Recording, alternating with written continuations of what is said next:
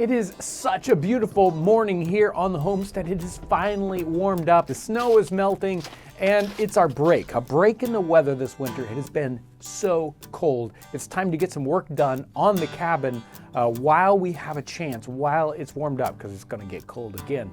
We could work on any number of things. Chinking, the window, the roof. I don't even want to talk about the roof. But the door is the thing to work on today. This door was made in the summertime, a year and a half ago, and it has shrunk. It's got giant gaps in it. It doesn't close very well. It doesn't have a latch system. The snow just blows in giant drifts. So it is not working out. So I'm going to be working on filling up the gaps of the door, getting that door kind of tightened up. I'm going to be making the latch system for it. A hand-forged latch. I love the look of the rustic wooden handle, but we need something that'll latch it. We're going to make a custom hand-forged handle just for this cabin.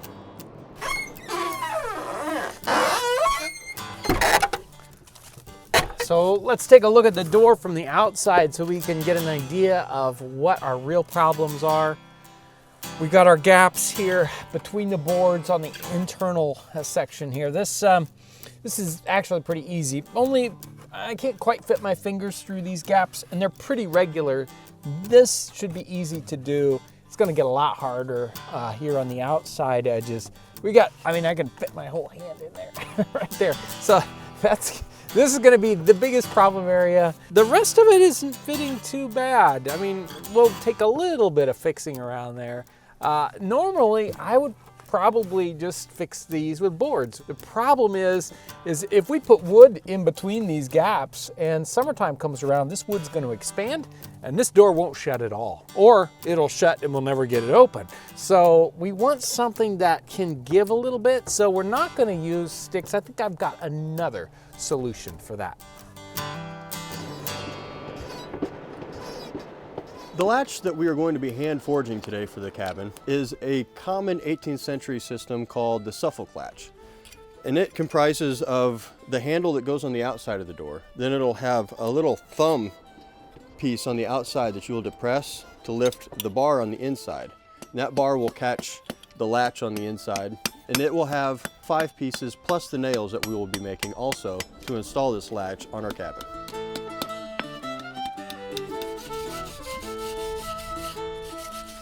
So we've got our decorative end on our handle here. This is the main piece. And we're going to drift a hole for a nail right about here.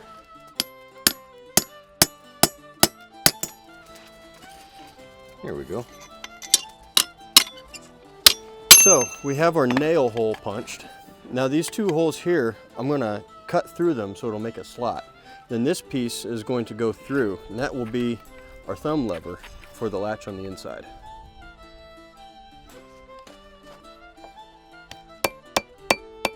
So we have our top piece of our handle latch system with our 2 nail holes and then the slot for the thumb lever.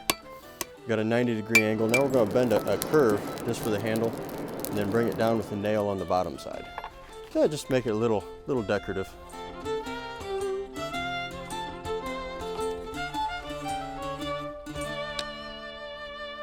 So to seal this door up, I'm actually going to use a technique kind of taken from shipbuilding and boat building of the 18th century, and that is using the caulking of seams just like they would have done on a ship. So we've got rope here that I can either leave in its full thickness form, that's about a 1/2 inch thick, which probably will work really good for those internal door gaps. And if I need to have thinner pieces, I can just unreeve the rope here, and then I'll have thinner parts for around the outside edge if I have parts that I don't need that full thickness. We've got the rope, and this is a hemp rope that's, basically you're going to use worn out rope. You don't want to use brand new stuff. And then in the pot here, I've got pine tar, which we will soak that rope in, and that will give us a waterproof seal, and it'll really kind of keep it in place. If we didn't use the tar, it would probably work all right, but it would weather quickly and probably just fall right out of the gap. So this tar will kind of stick it right in place. So I'm just going to pound this stuff into the seams. And again, the nice part is it's going to give. As that door expands, this caulk will give way and it will squeeze even tighter and work even better if the door squeezes up and not make the door swell up so that it won't fit. So before I can get the tar to work with this rope, I need to heat it up. For as cold as it is, this is a thin pine tar, but I want it to soak into this rope. So I'm going to heat it up by the fire. Something I got to be really careful of. This is very flammable stuff. So, I'm going to be obviously very careful as I put it over the fire. I won't get it bubbling, boiling hot. It is so dangerous that on board ship, they would use special means to heat this up. They would use loggerheads that would heat up metal and then put it into the pot. We're going to use this on coals.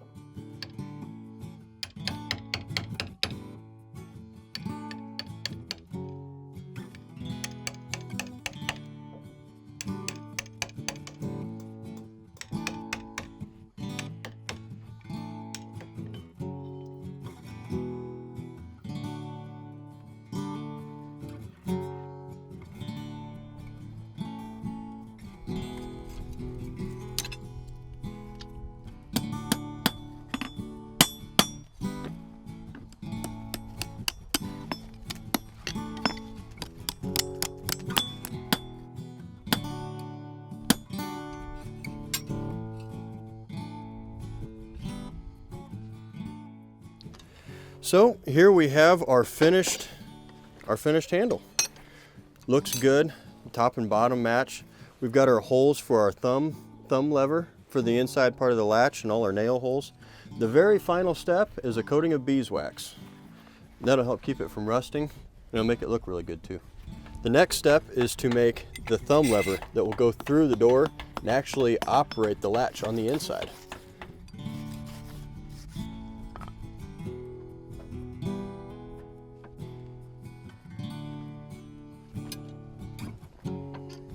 So we have our handle, our thumb lever, and then the bar on the inside that'll actually catch the latch. And that's the part that we need to make next.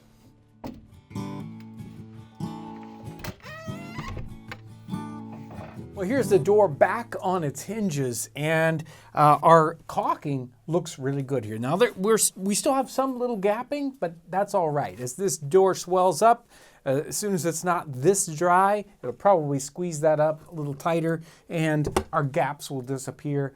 I'm not too worried about that. And if I really need to, I can drive even more rope in there, even as it's on its hinges. So I'm really not too worried about that.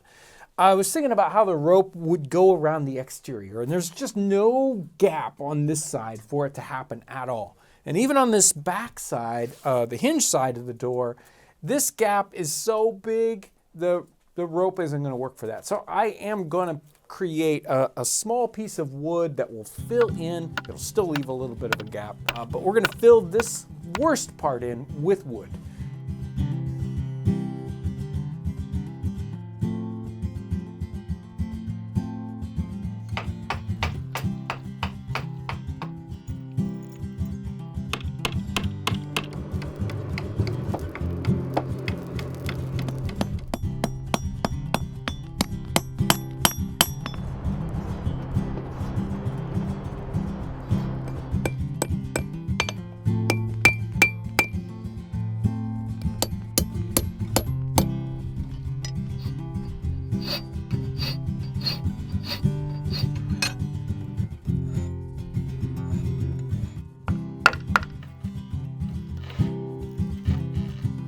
So the door is looking good and sealed up, at least compared to where it started. How's the handle going? The handle's good. I got all the parts made. This is the exterior portion of the handle latch system. And we're going to start by actually installing the latch on the inside and get all those parts set, and then we'll know the placement of the exterior handle.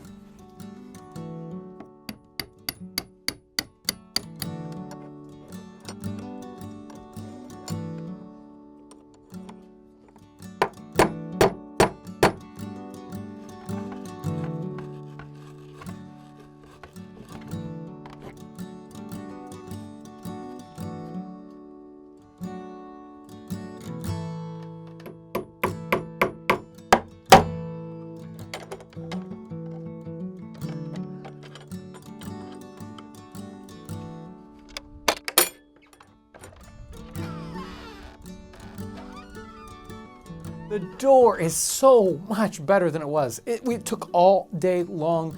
You know, I worked on sealing that up, and it's just amazing the amount of difference there is.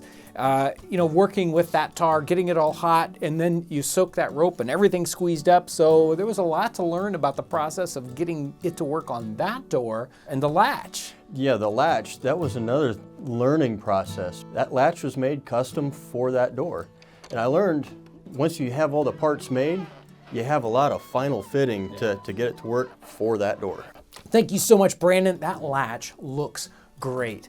And it is great to be able to come out to the cabin and the whole homestead, really. We can work in the blacksmith shop, working on particular tools, or working on the latch itself, go to the wood shop area, work on different wood pieces that we need. All of this whole homestead interlocks together. Everything works together so that we can continue to build this up. And I mean, that's really the best part of this project. It all hooks together.